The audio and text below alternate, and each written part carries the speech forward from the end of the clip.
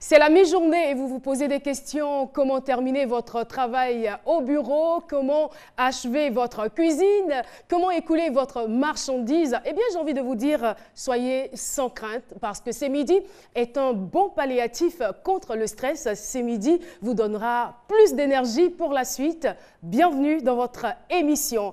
Alors, aujourd'hui, nous allons recevoir un témoignage à travers lequel il serait donc important de dire aux uns et aux autres, et surtout aux personnes handicapées, que nous n'avons pas besoin d'être mendiants. Voilà, les personnes handicapées ne sont pas forcément des personnes mendiantes. Le témoignage dans quelques instants, et moi j'ai envie de dire, on démarre parce que C'est Midi, c'est maintenant!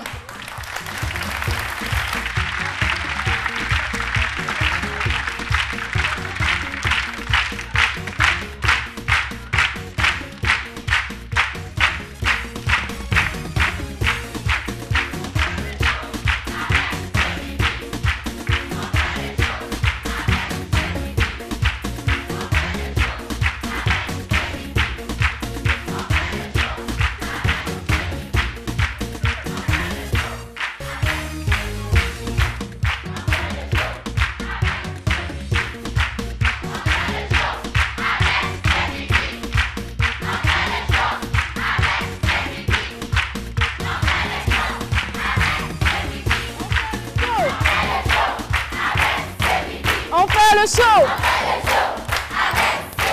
On fait le show. Et oui, on fait le show avec C'est Midi.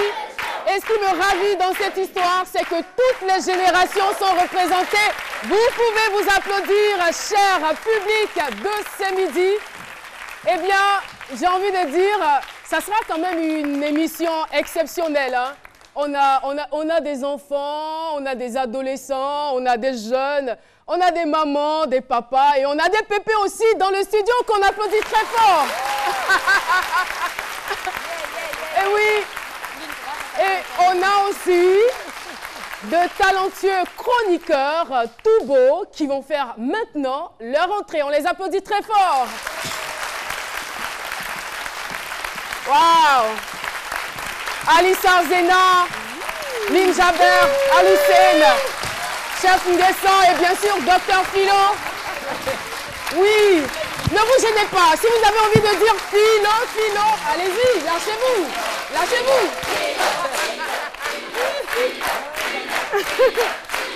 Voilà. Merci beaucoup. Merci. Vous pouvez vous rasseoir. Merci de votre présence. Lynn Jaber. Aloussène, pardon, Aloussène qui a un tout petit garçon sur ses genoux. Il n'a pas pu résister. Hein. Alors, Aloussène, tu vas nous parler de quoi aujourd'hui dans ta chronique? Aujourd'hui, on parlera toujours de ces inventions incroyablement utiles, mais qui sont méconnues du grand public. Et je me suis fait défier par les téléspectateurs, par les fans de Facebook et aussi par le public de C'est Midi. Je devais reproduire une invention qui se nomme la bougie Adobe V, la bougie Highlander. Et donc, on en reparlera tout à l'heure. Alors, restez scotchés. Aloussène. Et oui, Lynn. Oui, Caroline, dans la chronique beauté. Dans la chronique beauté, il y a du nouveau. Alors, j'ai décidé d'apporter un petit plus, voilà, pour le bonheur de tous ceux qui nous regardent. Alors, aujourd'hui, on va parler relooking. Et désormais, en plus de la police de la mode, pour les vendredis, désormais, appelez-moi la diva du relooking. Merci beaucoup, Lynn Jaber. Et elle, il va falloir l'appeler comment? De toutes les façons, elle parle d'affairage. N'est-ce pas, Alissar Zena? Effectivement, Caroline. J'aime bien ce style aujourd'hui. Hein. Très intello. Voilà. Ouais, ça te va ravir. Eh bien, Caroline, aujourd'hui, ça va 1-1. Ça ne va pas chauffer, hein, mais ça va 1-1. Donc, je ne vous en dis même pas plus. Hey, restez scotchés. Parce que aujourd'hui, ça va trop faire. Et bien sûr, notre humoriste toujours au rendez-vous, Dr Philo. Je vais super bien avec ce public très varié et ce public variant parce que toutes les générations sont représentées. Les papas, vraiment, merci. Moi, ça me fait chaud au cœur quoi, de voir des pupilles avec moi. Vraiment, bon, permettez-moi de vous serrer la main un peu. Voilà, ça fait plaisir. Et nous les jeunes, quand on voit les parents comme ça, c'est un petit bâillement quoi, rapidement. Aïe, oubliez, oubliez, d'accord, oubliez, pépé, bon arrivé à ce midi, ne travaille pas, je ne suis pas mendiant. C'est mon travail, j'ai fait. Je ne me demande pas l'argent, c'est mon travail. Merci beaucoup, Dr Philo. Vous le savez, nous dépensons chaque jour de l'énergie. Et bien sûr, on a besoin quand même de recharger les batteries. Voici la raison fondamentale pour laquelle il est important de faire un tour à la cuisine en retrouvant tout de suite Chef Nguesson.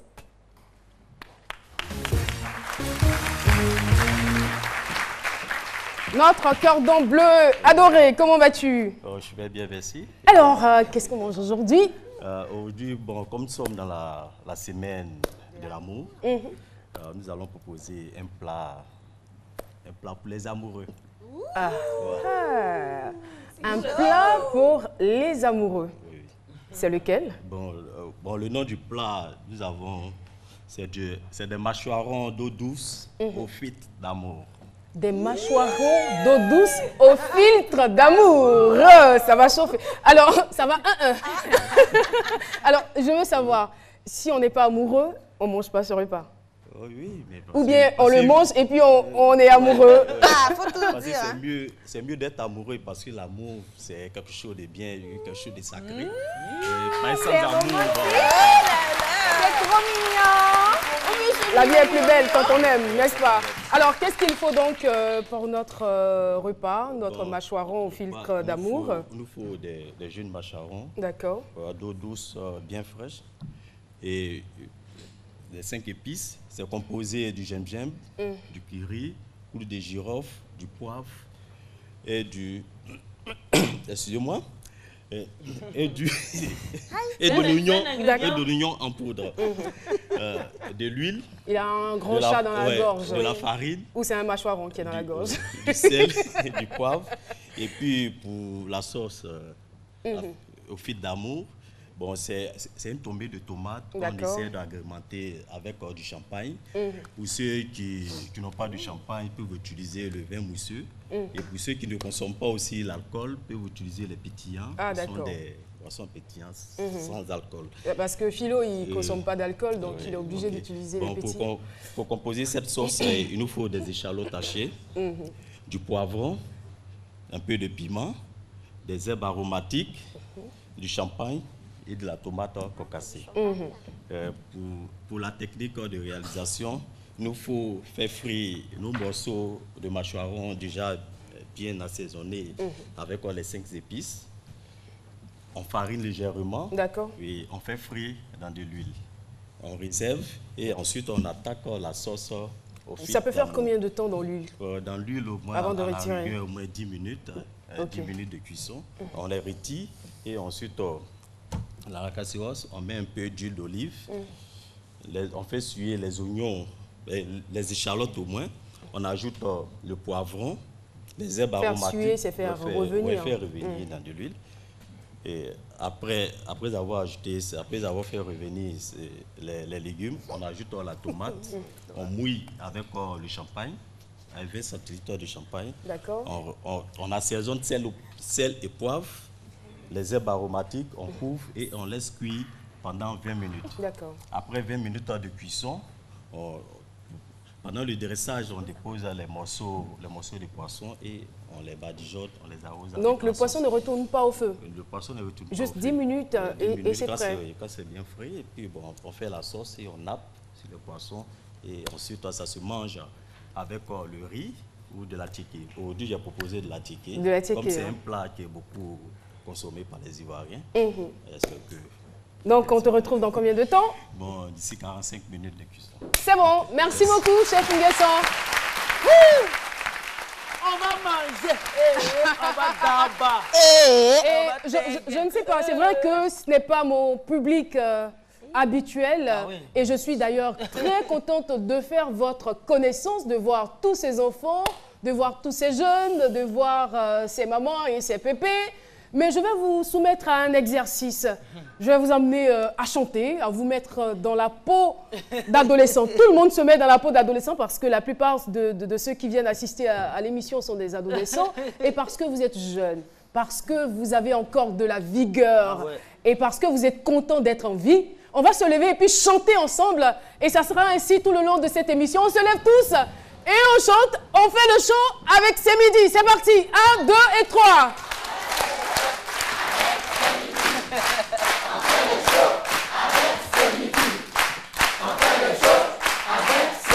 Ah ah. On fait le show avec C'est Midi.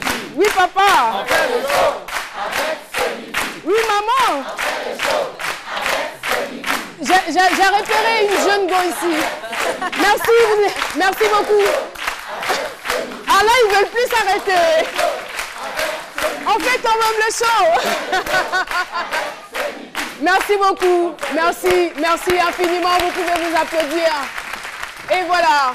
Nous allons démarrer avec notre thème et laissez-moi vous dire, merci de vous rasseoir, laissez-moi vous dire qu'elles sont de plus en plus nombreuses, ces personnes handicapées qui prennent conscience de ce que leur invalidité ne doit plus les empêcher de vivre décemment, de vivre dignement. Alors, c'est d'ailleurs le cas patent de notre invité témoin que nous allons recevoir dans quelques instants. Mais avant, recevons tout de suite l'avis de notre humoriste maison, Dr Philo, avec bien sûr le thème « Je suis handicapé, mais pas un mendiant ». C'est parti. Merci. Handicapé, mais pas un mendiant, c'est pourquoi je voudrais louer le courage de ces vieilles personnes qui sont avec nous, ces pépés, ces mémés qui sont avec nous, qui ont refusé de mendier, mais de venir ici nous soutenir et d'assister à cette émission. C'est ça, parce qu'on voit des vieilles personnes, quand l'âge atteint un certain niveau net, c'est un réflexe, c'est pour tendre la main seulement. C'est déplorable. Et donc, moi, je dis que le handicap, c'est pas une fatalité, mais en même temps, je vais dire que être mendiant aussi, c'est pas aussi totalement une fatalité. Ah ouais? Oui, on peut mendier, mais pourvu qu'on utilise, là, il faut avoir la manière aussi. Il faut avoir la manière. Oui, oui. Handicapé, c'est pas une fatalité, même son handicap, le handicap, on peut l'utiliser à bon escient. Hein. Ouais. C'est la première fois. Oui, on peut l'utiliser. Oui, je pensais que tu parlais de la mendicité. Non, le handicap, la mendicité aussi, il y a une pratique. Quand j'ai fait à Talakou, le vieux a voulu me donner l'argent. J'ai dit non, je ne suis pas mendiant. Donc, mais s'il donnait, j'allais prendre. S'il donnait, j'allais prendre. Voilà. S'il donnait, j'allais prendre. Je connais des handicapés qui luttent le bus chaque matin. Ils pour un plateau. Et quand il arrive au plateau, jardin public, entre midi et 2, c'est lui qui danse Mapuka. Et il gagne l'argent. Et s'il a demandé à quelqu'un de lui donner, on le voit même en Europe à travers des vidéos, des gens qui sont faits. Le gars, il utilise son handicap pour faire des choses extraordinaires. Et puis les gars lui donnent quelque chose. Il n'a pas demandé. Donc lui là, c'est pas un mendiant, mais il utilise son handicap à bon escient. C'est ce qu'on demande. Imaginez sur l'instant quelqu'un qui vient investir à Côte d'Ivoire, qui quitte l'aéroport, puis au premier feu, quelqu'un s'arrête en boubou là pour ça. Donne-moi l'argent. Ce monsieur, quand il va retourner dans son pays, quand on va lui demander, tu as investi au pays, en Côte d'Ivoire, il va dire oui, j'ai investi dans la mendicité. Ah non, attention. Attention au truc.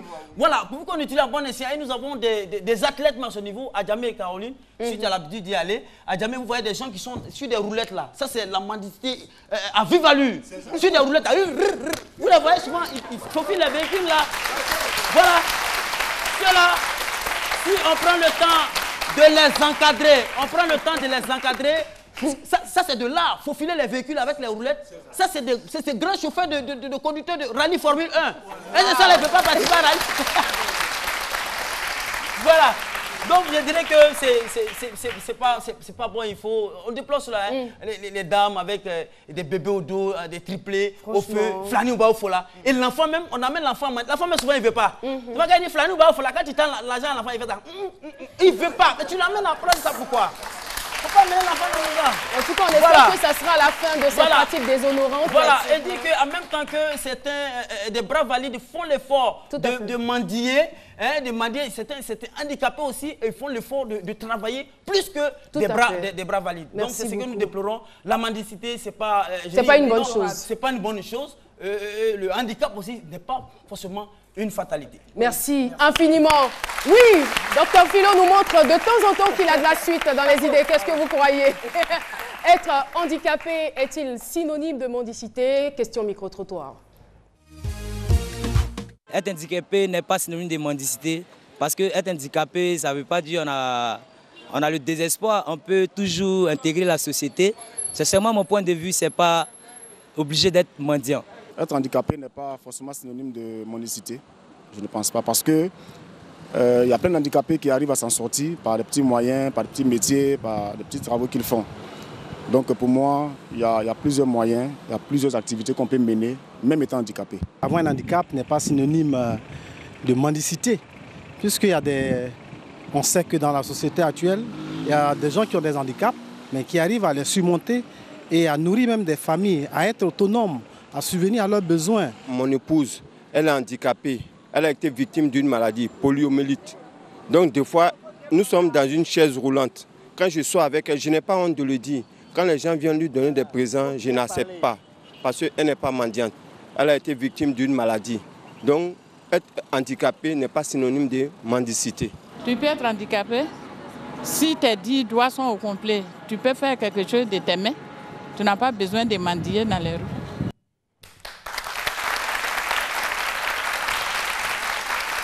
Voilà, je rappelle le sujet du jour.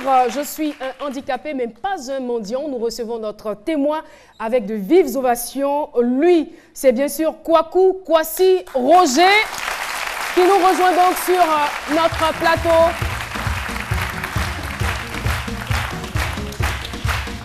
Il est handicapé, mais pas du tout mendiant.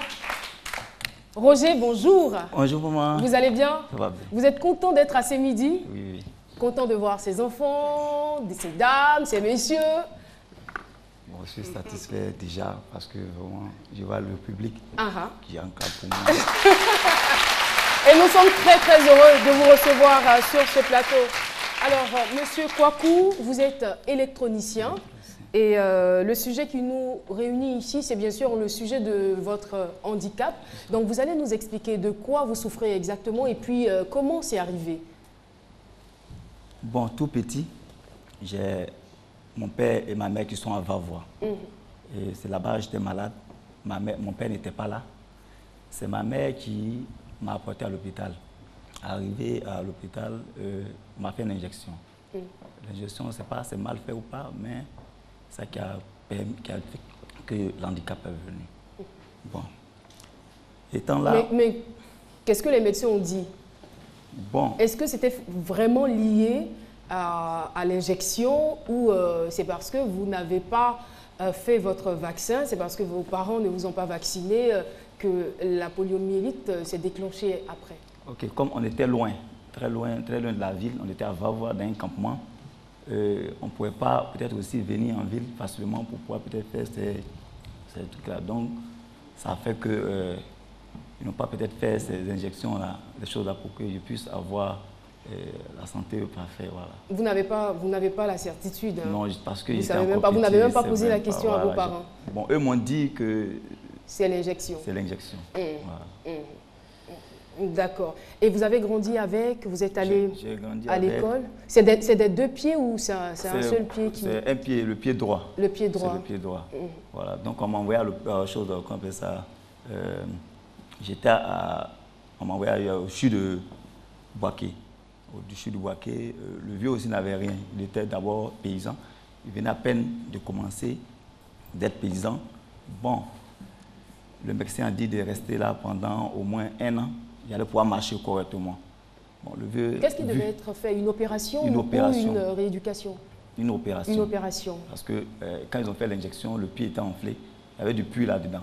Donc on devait souscrire extraire le pus qui est dedans pour qu'on puisse, pour qu'il puisse marcher. Bon, quand ça arrivait, le vieux n'avait pas de moyens. Donc il était obligé de me faire sortir de l'hôpital sans l'accord du médecin. Il m'a envoyé à Vavois dans un campement lointain. Bon, après cela, je me suis dit, bon, déjà je suis handicapé. Pas rester au campement, baisser les bras, attendre à ce que quelqu'un vienne me donner. Donc je vais me lever, je vais chercher à me battre pour voir ce que Dieu a pu réserver. Mais après ça, votre papa n'a pas cherché de l'aide pour que vous puissiez retrouver l'usage de votre pied? Non. Non. C'est resté comme ça? C'est resté comme ça. Bon, déjà je suis handicapé. Et chez eux, bon, un handicapé peut-être ne peut pas faire quelque chose puisque tu es déjà handicapé. Donc ils vont délaisser. Bon, je me suis levé. Mais vous êtes quand même allé à l'école, ils vous ont inscrit? Bon, ils m'ont inscrit à l'aide de mon oncle. C'est mon oncle qui a permis qu'on puisse m'inscrire parce qu'eux ne voulaient pas qu'on m'inscrive. Mais mon oncle a exigé pour qu'on puisse m'inscrire. du CP1 jusqu'au CM2. Après l'entrée en 6e, où il devait peut-être partir en 6e, le vieux n'avait pas aussi les moyens pour pouvoir m'aider dans mes études. Bon, il faut presser les bras, attendre. Je suis allé au champ, j'ai fait champ de maïs. À travers le champ de maïs, j'ai pu avoir au moins quelques sacs de maïs et j'ai vendu pour avoir mon transport pour venir sur Abidjan. Là, vous avez quel âge comme ça? Bon, j'avais peut-être 14 à 15 ans. Voilà. Je suis venu sur Abidjan. Mais jusqu'à aujourd'hui, le pied, il vous fait mal? Il ne fait pas mal, mais je ne peux pas marcher. Donc voilà. Mais comment est-ce que vous arriviez à travailler au champ? Bon, c'est quand même laborieux, hein, l'activité au champ. C'est le courage que j'ai pris avec la main parce que je me suis dit que je ne peux pas attendre quelqu'un de donner.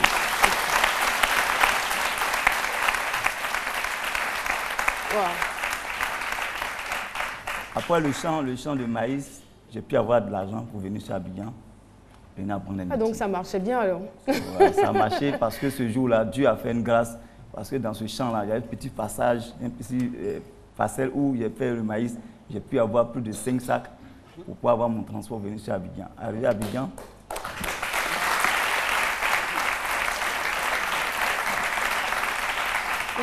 Et c'est comme ça que vous êtes arrivé à Abidjan? Je suis arrivé à Abidjan. Mais c'était quoi votre idée quand vous veniez à Abidjan? Venir à Abidjan. Je quitte le village. Je quitte le village pour que je vienne me battre pour chercher le quotidien pour moi-même d'abord, pour mes enfants, pour ma famille. Mais vous n'avez pas eu peur? Vous n'avez pas eu des appréhensions? Non. Parce qu'il y a des personnes valides ici à Abidjan qui se lamentent, qui se plaignent de ce qu'elles n'ont rien à faire, de ce qu'elles n'ont pas de travail. Mais vous, vous êtes handicapé d'un pied, mais vous vous dites, il faut que je vienne me battre. Et vous êtes arrivé à Abidjan? Je suis arrivé à Abidjan. J'étais chez ma tante, mon père et ma grande soeur, parce qu'elle est de la famille. J'étais chez elle. Son mari lui donnait seulement que 1000 francs comme la popote. Ah, c'est déjà beaucoup, hein, c'est pas évident. 5 francs. Il ne peut pas enlever 5 francs pour me donner pour mon déjeuner. Il dit, bon, d'accord, je vais aller apprendre un métier. Peut-être avec le métier, d'ici au moins 2 ou 3 mois, je vais pouvoir bricoler pour avoir le quotidien pour manger. Donc, je suis allé m'inscrire chez un monsieur sur l'État pour apprendre l'électronique. C'est vraiment encourageant ça. Et c'est à encourager aussi. Donc, lorsque j'ai fini d'apprendre que j'ai eu mon petit papier pour sortir, je suis allé m'inscrire. Je suis allé d'abord faire un atelier où j'employais déjà 3 personnes, un handicapé et puis 2 valides que j'apprenais. Bon, après cela... Et vous faites quoi au niveau de l'atelier? C'est vrai, c'est l'électronique, mais c'est quel genre d'appareil? J'ai des pannes télévision, poste radio, mini-chaîne, poste auto, installation de poste auto. Alors Philo, si tu as un problème avec ton poste récepteur, n'hésite pas à les contacter. Voilà. Donc, l'atelier se trouve au quartier quelque part là-bas. Donc, vraiment, je suis... Oui, Lynn. Oui, en fait, Caroline, moi, je salue de façon très, très vigoureuse le courage et la bravoure de notre invité. Mais en fait, j'ai envie de savoir, est-ce que peut-être au-delà de cela, est-ce qu'il a peut-être l'envie de monter une association, un truc dans le genre, peut-être pour sensibiliser aussi les autres sur cette maladie, pourquoi pas? Ok. Aujourd'hui, je suis là pour pouvoir dire à nos frères handicapés, nous qui sommes handicapés, qu'on nous voit mal. Nous sommes handicapés, nous sommes des mendiants. Je suis allé une fois au plateau, je partais acheter des antennes paraboles pour aller installer pour un monsieur. Bon, le monsieur m'a donné de l'argent, j'arrive, je suis en train de me renseigner auprès d'un vieux. Le vieux me dit, non, aujourd'hui, je n'ai pas de monnaie. Je n'ai pas de monnaie pour donner. Il dit, papa, je ne suis pas venu pour te demander de l'argent. Je suis venu pour que tu me donnes au moins une directive, puisque je ne connais pas plateau, me montrer où se trouve la Sorbonne, pour que je puisse partir à Canal+, pour aller prendre des trucs, des antennes pour aller installer pour mes clients. J'ai enlevé l'argent même pour le montrer. Voilà l'argent, presque 84 000 francs. Je lui ai montré. Le monsieur était dépassé. Il m'a donné son numéro. Mon corps m'a dit pris auparavant d'une manière ou autre, donc je n'ai pas pu. Voilà, vous n'êtes pas allé jusqu'au bout de votre ambition. Mais qu'est-ce que ça vous fait aujourd'hui Lorsque vous sortez dans la rue, qu'en bordure de route, vous voyez des personnes handicapées qui mendient.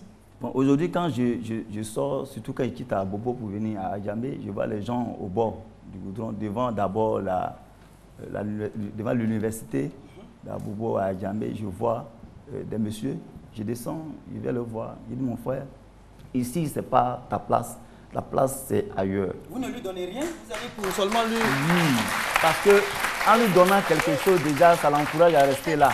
Je ne peux pas lui donner comme ça, il dit viens, voici mon numéro, viens à Bobo, il y a mon petit coin, on va se défendre ensemble. Je vais t'apprendre à faire quelque chose pour que demain tu puisses manger avec. Voilà. Donc quand je vois les handicapés, franchement, ça me touche au cœur. Voilà. C'est pourquoi je veux me battre aujourd'hui pour avoir un coin plus élevé, pour pouvoir embaucher mes frères handicapés, mettre mes frères handicapés pour travailler avec moi, ceux qui ont des métiers, ceux qui n'ont pas de métier, qui ont des diplômes, ils ont leur place, parce que c'est quelque chose de grand, je veux monter, mais par manque de moyens, je cherche, si Dieu permet, je le ferai. Alors, pour terminer, ce que je veux dire, c'est qu'il y a plusieurs degrés de handicap, plusieurs degrés de handicap physique. Vous arrivez quand même à vous déplacer, mais il y a des personnes qui ne peuvent pas du tout se déplacer, il y a des personnes qui ne peuvent pas du tout bouger. À cette catégorie de personnes-là, qu'est-ce que vous pouvez leur dire? Bon, à travers ce que je vais faire, si Dieu permet, ceux qui sont malades gravement, qui ne peuvent pas se déplacer par rapport à leurs handicaps, on va faire des tests médicaux pour savoir si cette personne peut travailler ou pas. S'il ne peut pas travailler, je ferai un effort avec ce qu'il va gagner, mettre quelque chose à côté pour donner à ceux qui ne peuvent rien faire, pour que demain, ils puissent vivre avec par rapport à mon travail que je vais aménager. Et puis, il y a toujours aussi, un talent qu'on peut avoir, même étant handicapé, parce que moi j'ai vu plusieurs photos sur le net, des personnes qui n'avaient ni bras ni pieds, mais qui chantaient merveilleusement bien ou qui faisaient autre chose. On a vu, hein, les exemples sont vraiment légion, des personnes handicapées, totalement handicapées, mais qui arrivent quand même à émouvoir, qui arrivent à impressionner de par leur talent. Merci en tout cas d'être venu, Monsieur Roger Kouakou. Merci beaucoup pour ce beau témoignage. C'est un bel exemple de courage, non seulement pour les personnes handicapées, mais et surtout pour les personnes valides qui ne veulent rien faire. On vous remercie pour ce beau témoignage. On part pour la pub et C'est Midi revient dans quelques petits instants.